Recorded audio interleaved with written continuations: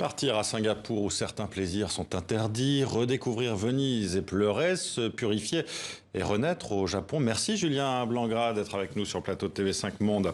Vous êtes journaliste, vous êtes écrivain, on vous a reçu pour votre précédent livre sur ce plateau déjà. Et vous revenez cette fois avec vos carnets de voyage, envoyé un peu spécial, publié chez Stock. Pourquoi d'abord ce titre un peu spécial? Pourquoi pas envoyé spécial tout court? C'est une manière de mettre de la distance, éviter le titre trop pompeux d'envoyé spécial? C'est un peu ça. Alors, envoyé spécial, parce que c'est un recueil de mes textes de voyage qui sont pour la plupart des reportages, donc il y a le côté journaliste. Et un peu spécial, parce que je le fais à ma façon.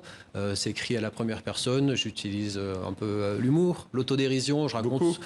J'essaye, pas que, mais j'essaye de mettre un petit peu d'ironie. Voilà. Il y a cette ironie, justement. D'ironie bienveillante pour raconter le monde. Et puis, j'aime bien raconter aussi je trouve que souvent les coulisses du reportage sont au moins aussi intéressantes que le reportage. Oui, c'est tout à fait autre chose.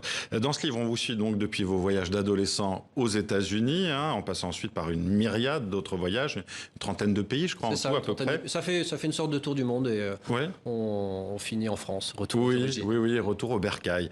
Des récits donc où vous racontez les autres, bien sûr, et où vous vous racontez vous-même. Et là, on part dans une de vos références d'ailleurs, le gonzo-journalisme. C'est vraiment votre expérience qui est là, qui est mise en avant. Oui, je raconte, comme je disais tout à l'heure, autant les coulisses du reportage que les reportages. Donc j'assume la subjectivité de mon regard. Et voilà, parce qu'il n'y a pas de journalisme tout à fait objectif. Et puis c'est tout simplement parfois un peu plus marrant de le raconter comme ça. Alors on sourit, on rit beaucoup, clairement. Vous avez une vision très distancée, parfois presque cynique, du monde et de ses habitants. Je dirais pas cynique. Parfois un peu ironique. Gentiment, quand même. Est-ce que, justement, quand on a voyagé autant, qu'on a rencontré autant de gens, est-ce qu'on est un peu désespéré, un peu désabusé, ou pas du tout? C'est une éternelle redécouverte. Au contraire, parce qu'au début, je voyageais pour découvrir le monde, par curiosité, pour rendre compte du monde, parce que c'est mon métier. Et au fil du temps, les motivations du voyage, pour moi, ont un peu évolué. Et je me rends compte que je voyage pour me rassurer sur l'humanité. Parce que vous savez, on vit dans un monde qui est assez anxiogène médiatiquement, on est bombardé de mauvaises nouvelles, il y a les réseaux sociaux qui ont leur côté un peu toxique, parce que c'est le règne de l'entre-soi, du repli sur soi, et quand on voyage, quand on fait l'effort du voyage physique, on se rend compte que vu de près, l'humanité n'est pas aussi moche qu'elle en a l'air à travers un écran. Aller voir le monde, justement, ça vous coupe un peu de votre monde et ça vous permet d'aller mieux? Ou en tout cas d'être moins angoissé? Oui, clairement, il y a un côté voyager, ça fait du bien, c'est bon pour la santé à la fois physique et mentale, justement parce qu'on sort de sa zone de confort, on remet en cause ses certitudes, on remet en cause pas mal de stéréotypes, parce que quand on arrive quelque part, qu'on le veuille ou non, on est chargé d'idées préconçues sur les pays qu'on va visiter, et on se rend compte que sur le terrain, la réalité est toujours un petit peu plus complexe, et c'est assez rassurant finalement.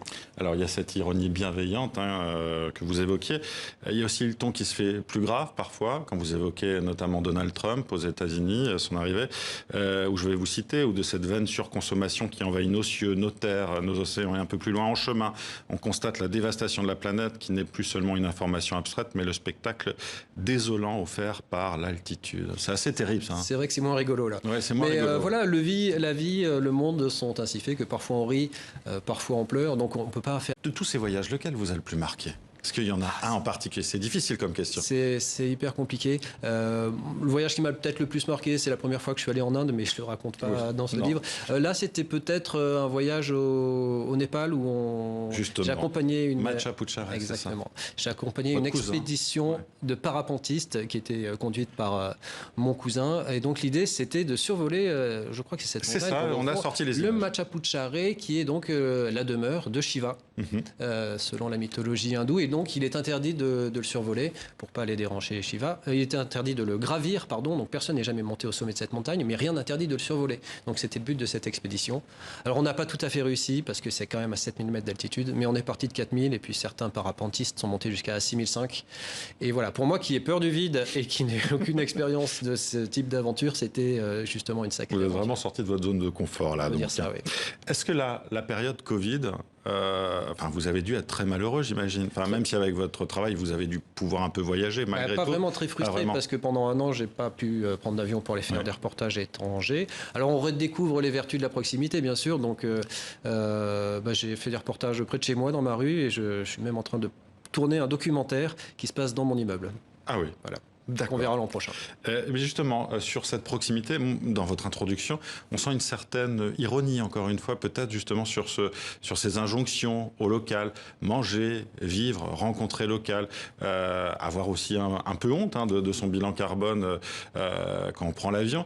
Est-ce que ces justement reproches-là, peut-être, ou en tout cas ces injonctions-là, qu'on peut vivre de cette manière, vous les remettez en cause, vous allez repartir? Non, elles sont légitimes, hein, le côté local, consommer près de chez soi, essayer d'être sobre dans sa consommation. Moi, j'ai toujours été pour la sobriété dans la consommation. Ouais. Alors, c'est vrai que l'avion est assez emblématique des problèmes climatiques, mais justement, il est emblématique. Donc, il ne faut pas faire n'importe quoi. Il ne faut pas prendre l'avion tous les 2 jours. Mais bon, moi, je ne vais pas arrêter de prendre l'avion pour autant. Mais voilà. Et puis, non, mais il y a une exigence de sobriété avec laquelle je suis d'accord.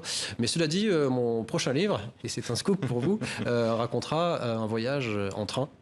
Et même le plus long voyage en train du monde qui va de Porto à Saïgon. Donc, ça devrait être joli. Un voyage que je vais faire dès que les conditions sanitaires le permettent. Le permettront. Bon, eh bien écoutez, merci en tout cas d'être venu sur ce plateau pour nous parler donc de votre nouveau livre, envoyé un peu spécial, où on apprend plein de choses. On apprend notamment que Freddie Mercury est né à Zanzibar. Et oui, merci à vous, Julien Blangrad, d'avoir été avec nous.